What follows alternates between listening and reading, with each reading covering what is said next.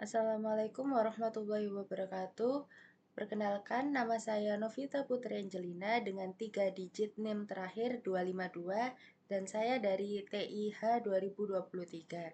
Di sini saya akan menjelaskan tentang model infrastruktur jaringan dari matkul jaringan komputer. Yang pertama ada jaringan komputer dan jenisnya, yakni ada dua, yaitu jaringan komputer dan jaringan terdistribusi. Jaringan komputer itu kumpulan dari dua atau lebih perangkat komputer yang saling terhubung satu sama lain melalui media komunikasi kabel atau nirkabel dengan tujuan untuk berbagai data, sumber daya, dan layanan. Jaringan komputer memungkinkan pengguna untuk berkomunikasi dan mengakses informasi file, printer, atau perangkat lain secara bersama-sama. Yang yang jaringan terdistribusi adalah jenis jaringan komputer di mana komponen atau perangkat keras dan lunak tidak berada di satu lokasi fisik yang sama, melainkan tersebar di berbagai lokasi yang berbeda. Setiap perangkat atau node dalam jaringan ini dapat bekerja secara independen, tetapi mereka saling berkomunikasi dan berkolaborasi untuk mencapai tujuan tertentu. Lalu ada perbedaan jaringan komputer dan jaringan terdistribusi, yaitu dapat dilihat dari gambar. Jika jaringan terpusat biasanya memiliki pusat kontrol yang mengatur akses dan sumber daya dalam jaringan seperti server pusat. Jika jaringan terdistribusi, kontrol dan sumber daya terdistribusi di seluruh jaringan tanpa entitas pusat yang mengendalikan semuanya. Lalu contoh penerapan jaringan komputer ada tiga. Yang pertama yaitu jaringan kantor untuk berbagai file, printer, dan sumber daya lainnya di kantor. Yang kedua, internet, sebuah contoh jaringan global yang memungkinkan komunikasi dan pertukaran data di seluruh dunia. Yang ketiga, ada jaringan rumah pintar, yaitu menghubungkan perangkat rumah pintar seperti termostat, lampu, dan kamera ke jaringan untuk mengendalikan jarak yang jauh.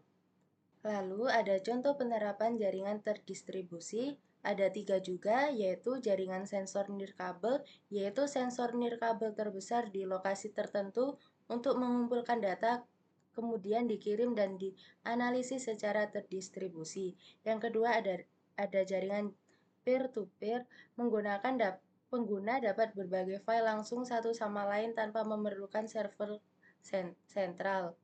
Yang ketiga ada jaringan blockchain, digunakan untuk menyimpan dan memverifikasi transaksi kripto mata uang seperti Bitcoin. Selanjutnya ada pembagian jaringan berdasarkan cakupan, ada 4 yaitu PAN, LAN, MAN, dan WAN. PAN sendiri yaitu Personal Area Network dan LAN Local Area Network, MAN Metropolitan Area Network, dan WAN yaitu Wide Area Network.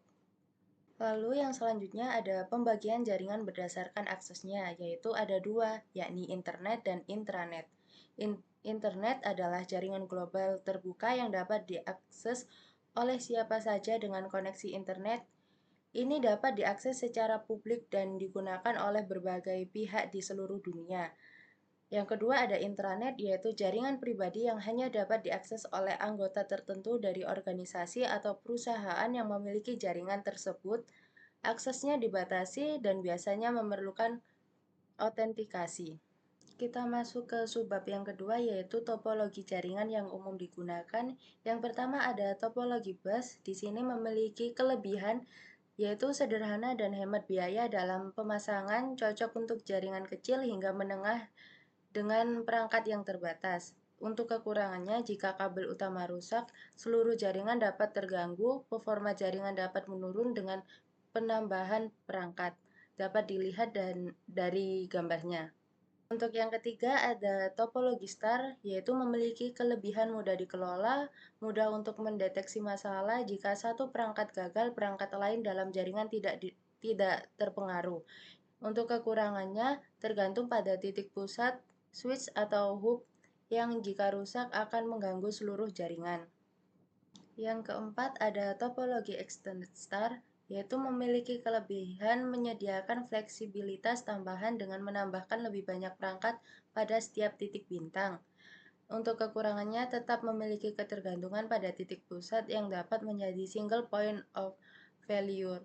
Yang kelima ada topologi hierarki atau tree yang memiliki kelebihan yaitu cocok untuk organisasi yang memiliki struktur hierarkis, mudah dikelola, dan scalable.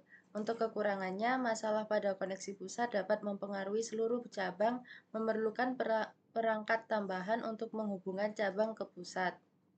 Yang terakhir ada topologi mesh, yaitu memiliki kelebihan sangat andal dan tahap terhadap kegagalan, memungkinkan banyak rute alternatif. Untuk kekurangannya, mahal dan rumit dalam instalasi dan pemeliharaan, dan memerlukan banyak kabel dan perangkat. Untuk pembagian jaringan berdasarkan pengguna kabel ada dua, yaitu jaringan berkabel dan jaringan nirkabel. Untuk jaringan berkabel, yaitu perangkat-perangkat dihubungkan satu sama lain dengan menggunakan kabel fisik.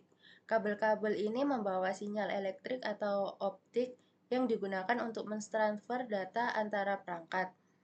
Untuk jaringan nirkabel, yaitu perangkat-perangkat terhubung tanpa menggunakan kabel fisik, tetapi mereka menggunakan gelombang radio atau inframerah untuk komunikasi data. Dan yang terakhir ada pembagian jaringan berdasarkan siarannya, yaitu ada tiga, yakni unicast, broadcast, dan multicast. Unicast sendiri adalah data atau informasi dikirim dari satu pengirim ke satu penerima secara langsung, metode yang paling umum digunakan dalam jaringan dan dapat digambarkan sebagai satu pemancar, satu penerima. Untuk jaringan broadcast, yaitu data atau informasi dikirim dari satu pengirim ke sekelompok penerima yang telah ditentukan sebelumnya, memungkinkan pengiriman data yang efisien ke banyak perangkat dalam satu jaringan dengan menghindari pengirim data terpisah ke setiap perangkat. Lalu untuk multicast, yaitu data atau informasi dikirim dari satu pengirim dan diterima oleh semua perangkat dalam jaringan. Metode yang jarang digunakan karena dapat membanjiri jaringan dengan lalu lintas yang tidak perlu dan mengurangi efisiensi. Baiklah, sekian yang dapat saya jelaskan tentang model infrastruktur jaringan. Saya mohon maaf jika ada salah pengejaan atau salah kata dalam pembuatan video saya. Dan saya akhiri, wassalamualaikum warahmatullahi wabarakatuh.